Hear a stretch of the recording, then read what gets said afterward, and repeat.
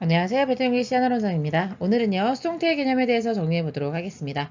수동태라고 하는 것은요, 주어가 무언가를 하는데 그 한다라고 하는 동작의 대상이 바로 목적어잖아요. 다시 말하면 할 일을 쓴다라는 행위를 했는데 그 쓴다라고 하는 행위의 대상이 바로 소설이잖아요. 그래서 그 소설을 이라고 해석하는 이유가 있죠. 그런데 할리가 소설 썼다고 하는 것을 강조하는 게 아니라 그 소설이 쓰여졌다라고 하는 것을 강조하기 위해서 어순을 바꾸는 거거든요. 그래서 목적어 자리에 있던 아이를 주어 자리로 바꾸는 것. 그 다음에 주어를 누구에 의해서 라고 하는 표현으로 대체하고, 그 다음에 동사 모양을 BPP 형태로 바꾸는 것. 이게 바로 수동태의 기본 개념입니다. wrote라고 하는 것이 과거 형태잖아요. 그래서 was written 이렇게 쓰는 식으로 수동태가 되어서 되다, 받다, 당하다 정도로 해석할 수가 있겠습니다. 자, 그러면 구체적으로 좀 알아보도록 하겠습니다. 수동태는요, 일단 능동태, 다시 말하면 주어, 3V, O 이렇게 판단할 거잖아요. 그 목적어를 주어가 되게 만드는 겁니다. 문장 맨 앞에 오게 해서 대문자로 써주시고요. 그 다음에 동사가 하다라고 해석이 되는 동사가 있을 건데요. 그 동사가 되다라고 되게끔 만들기 위해서 비동사 더하기 PP 형태로 바꿔주면 됩니다. 그래서 일단 클린을 보면서 여러분이 두 가지 생각해 주는 거예요.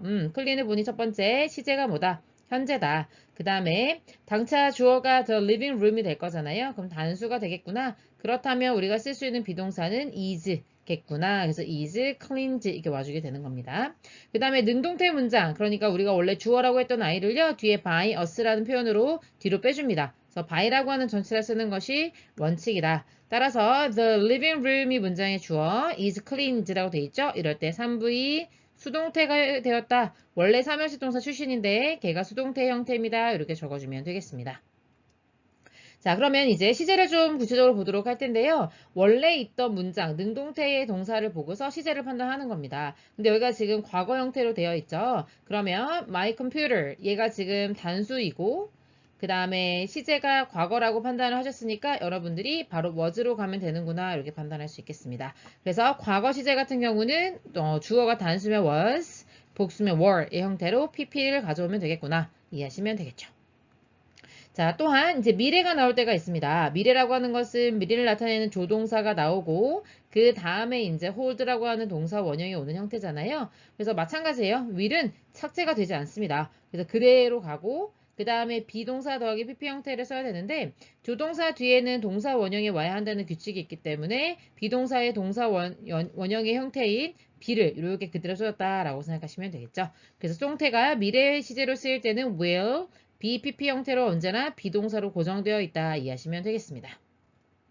자, 이번에는요, 진행형을 한번 가볼게요. 진행형이라고 하는 것은 비동사 더하기 ing 형태일 때를 말하는 거잖아요. 그러면 이 비동사가요, 이제 진행형에서 수동태가 될 건데, 이렇게 이해하시면 돼요. BING는 진행형이죠. 그 다음에 이제 수동을 더해줄 건데, 엇갈려서 더해주는 거예요. 그래서 B, PP 이렇게 더해줍니다. 자, 그러면 이렇게 더해보면요. 비동사는 더할 거 없으니까 그대로 내려오고요. 그 다음에 BING 더해주면 뭐가 될 것 같아요? 빙이 되겠죠? 그 다음에 PP 이런 식으로 오는 겁니다. 그래서 여러분은요. BING 형태에서 진행, 그 다음에 BPP의 형태에서 수동. 그래서 이게 바로 진행 수동을 말해주는 표현이구나 라고 이해하시면 되겠습니다. 그래서 비빙까지 나오는데 여기 pp까지 끝났으니까 결국엔 수동태구나 라고 판단하시면 되겠죠. 그래서 캔이 지금 준비하고 있는 중이다 라고 하는 거에서 저녁이 준비되어지고 있는 중이다 라는 식으로 표현할 수 있겠습니다. 자, 수동태를요, 부정할 때는요, 우리가 비동사 더하기 pp가 기본 구조라고 했잖아요. 아니다 라고 하는 not이나 never 같은 표현들이 바로 pp랑 연결해서 쓰면 되겠죠. 왜냐면은, 사용되지 않는다가 중요한 거고, 따라와지지, 않는다 라고 하는 게 중요한 거잖아요. 그래서 요 pp 형태의 바로 앞에다가 이런 것들을 이렇게 붙여서 써주면 되겠습니다. 자, 그 다음에 이번에는요, 간접 목적어를 주어로 쓰는 경우, 다시 말하면 사형식 동사의 수동태가 어떤 모양인지를 알아보도록 하겠습니다. 사형식이라고 하는 것은 주어가 주는데 누군가에게 무언가를 이게 되는 거잖아요. 그래서 앞에 처음에 나오는 목적어를 간접 목적어, 뒤에 나오는 목적어를 직접 목적어라고 부르는데, 요 간접 목적어, 를 주어로 쓰는 경우를 보는 겁니다. 그럼 얘가 주어가 되면요. 주격으로 써줘야 되겠죠? 그래서 me라고 하는 목적격에서 I라고 하는 주격이 되고요. 그 다음에 was given 이렇게 됐을 때 4V 수동태가 됐고 그 다음에 do가 그대로 남았다라고 생각하시면 돼요. 그러면 give라고 하는 동사는요. 주다니까요. 준다라고 하는 행위가 당해지면 어떻게 해석하면 좀 자연스러울까요? 네, 바로 받다라고 해석을 할 수 있겠죠? 그래서 자연스럽게 뒤에 do가 남으면서 받다. 그래서 새로운 타월을 받았다라고 해석해주면 되겠습니다. 참고로요. make, buy, get, cook, do, bring, choose, find 같은 동사들은요. 간접 목적어를 주어로 쓰지 않아요. 왜 그러냐면 여러분 한번 생각해 보세요. buy는 사다 이런 의미잖아요. 그럼 누군가한테 사주는 건데 I was bought 어때요? 내가 구매되어진다? 좀 이상하잖아요. 그래서 주어가 구매되어진다든지 아니면 I was made 좀 이상하지 않아요? 내가 어떻게 제작되고 만들어질 수 있겠어요? 그런 식으로는 쓰이지 않는다라고 하는 걸 참고로 알아주시면 되겠습니다. 그런데 우리 수동태라고 하는 것은 목적어를 주어로 만드는 걸 말하는 거잖아요. 간접 목적어만 목적어가 아니니까 이번에는 직접 목적어도 역시 주어가 되는 형태로 앞에 나갈 수가 있겠죠. 그래서 a new tower 원래 do였던 아이가 주어가 됐고 그 다음에 was given 이라고 해서 사형식 수동태로 오게 된 거죠. 그 다음에 나에게 하면서 to me 같은 걸로 이어지게 되겠습니다. 우리 이제 전치사를 요거를 뭘 쓰느냐에 따라서 이제 시험 문제가 바꿔서 나오게 될 텐데요. to라고 하는 전치사를 쓸 때가 있고 그 다음에 for 쓸 때가 있고 of를 쓸 때가 있는데요. 일반적으로 준다라고 할 때는 거의 다 to를 쓰면 됩니다. 그래서 피라미드로 그려보면 거의 to가 대부분을 쓰고요. 그 다음에 for를 쓰는 경우는 어떤 경우냐? 뭔가 굉장히 시간이나 정성이나 노력이나 이런 것들이 들어가는 동사들일 때 예를 들면은 뭐 하면 좋을까요? A cake was made 이렇게 했으면 케이크가 만들어지잖아요. 그런데 케이크를 만든다는 건 굉장히 시간과 노력과 정성이 필요한 거죠. 그러면 나를 위해서라고 하는 for이 좀 더 잘 어울리지 않아요? 그럴 땐 전치사 for를 쓰고 질문한다라고 할 때는 of를 사용한다. 그래서 질문 외에는 of를 거의 사용하지 않기 때문에 아주 쬐끔 있다 이렇게 이해해 주시면 되겠습니다. 자, 이번에는요, 오형식 동사를 공부해 보도록 하겠습니다. 목적격 보어가 나오는데요. 우리가 목적어일 때는 목적어로 보충 설명해 주는 말을 목적격 보어라고 하죠. 그럼 이제는 그 목적어가 주어가 될 거예요. 그러면 이제는 그 목적격 보어를 주격 보어라고 불러주면 되겠습니다. 예를 들어서 우리는요, 선출했죠. 제시카가 우리의 반장이 될 거잖아요. 그래서 elect가 오형식 동사일 텐데, 목적어였던 아이가, 주어가 되었어요. 그런 다음에 동사가 수동태로 형태 나왔을 때 이제는 처음에는 능동일 때는 목적격 보어였지만 이제는 SC가 되었다고 할 수 있겠죠. 왜냐면 제시카가 지금 우리 반 반장이라고 이렇게 설명이 되고 있으니까요. 그럴 때 여기를 오형식 동사 수동태다라고 부를 수 있고요. 이 형태 그대로 이렇게 써주는 경우로 이해하시면 되겠습니다. 그런데 바뀌는 경우가 있어요. 학교 시험에는 바뀌는 경우가 나오겠죠. 예를 들면 우리 오형식 동사 공부했을 때 기억나실까요? 그 동사는 목적격 보어 자리에 원형 부정사를 사용하잖아요. 다시 말하면 동사 원형을 사용하잖아요. 그런데 이 동사 원형에서 이게 원래는 원칙이 아니죠. 왜냐면 투부정사를 쓰는 게 원칙이고 지각동사나 사역동사는 이 원형 부정사로 쓴다. 그러니까 앞에 to를 쓰지 않는다 라고 하는 변칙이 존재하는 거잖아요. 수동태가 됐을 때는 다시 to가 되살아나게 되는 거예요.